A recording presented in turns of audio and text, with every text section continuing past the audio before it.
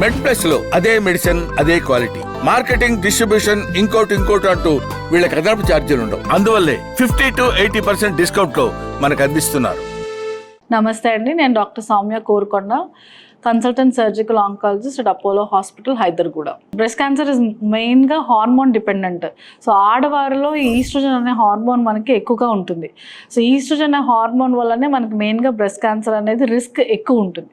So breast cancer risk factors చూస్తే మనకు అన్ని ఈస్ట్రోజన్ కంటెంట్ ఎప్పుడైతే ఎక్కువ ఉంటుందో అవే మనకి risk factor. Like hormone receptor pills వాడతారు, ఓసీ పిల్స్ వాడతారు. సో కంటిన్యూస్గా హార్మోన్ ఓసీ పిల్స్ వాడినప్పుడు, లేదా ఎర్లీ మెనార్కీ అంటాం, తొందరగా పెద్ద మనిషి అవ్వడం, సో దానివల్ల కూడా ఈస్ట్రోజన్ ఎక్స్పోజర్ ఎక్కువ ఉంటుంది. లేట్గా మెనోపాజ్ రావడం, సో దానివల్ల కూడా మనకి ఎక్కువ టైం మన ఈస్ట్రోజన్ ఎక్స్పోజర్ అనేది ఉంటుంది. పిల్లలు పుట్టని వాళ్ళు, సో వాళ్ళకు ప్రెగ్నెన్సీ టైంలో మనకి ప్రొజెస్ట్రాన్ అనే హార్మోన్ ఎక్కువ ఉండడం వల్ల ఈస్ట్రోజన్ని సప్రెస్ చేస్తుంది. సో అదొక ప్రొటెక్టివ్గా అనమాట. సో పిల్లలు లేని వాళ్ళకి మళ్ళీ ఈస్ట్రోజన్ ఎక్స్పోజర్ ఎక్కువ ఉంటుంది.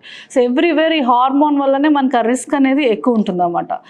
మెయిన్గా ఈ హార్మోన్ డిపెండెన్స్. సో అందుకనే విమెన్కి ఎక్కువ రిస్క్ ఉండే అవకాశం ఉంటుంది. అలాగే ఫ్యామిలీలో ఆల్రెడీ బ్రెస్ట్ క్యాన్సర్ కానీ ఓవేరియన్ క్యాన్సర్ కానీ ఎవరికైనా ఉంది, immediate family first degree relatives అంటాం, లేదా సెకండ్ డిగ్రీ రిలేటివ్స్లో ఇద్దరు కానీ ముగ్గురు కానీ ఉన్నాయి అంటే కనుక వాళ్ళకి రిస్క్ ఎక్కువ ఉండే అవకాశం ఉంటుంది.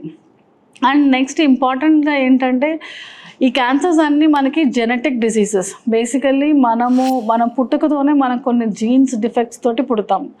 వాటిలోని ఉన్న చేంజెస్ ఏంటంటే, మనం ఎక్స్పోజ్ అయ్యే ఎన్విరాన్మెంటల్ ఫ్యాక్టర్స్ వల్ల అవి జీన్స్ అనేవి ఒక్కొక్క స్టేజ్ ఆఫ్ లైఫ్లో అవి యాక్టివేట్ అయ్యి వాటి వల్ల మనకి క్యాన్సర్ అనేది వచ్చే అవకాశం ఉంటుంది.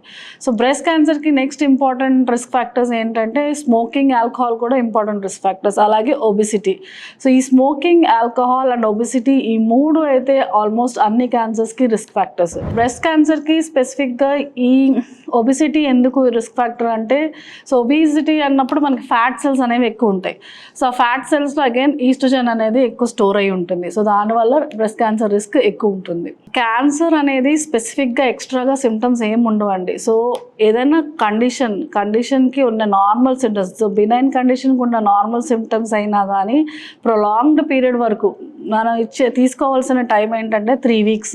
3 weeks వరకు ఆ సిమ్టమ్ అలాగే ఉంది అంటే కనుక కంపల్సరీ స్పెషలిస్ట్ దగ్గరికి, సూపర్ స్పెషలిస్ట్ ఆర్ స్పెషలిస్ట్ దగ్గరికి వెళ్ళి టెస్ట్ కంపల్సరీ చేయించుకోవాలి. This is what I want to spread actually.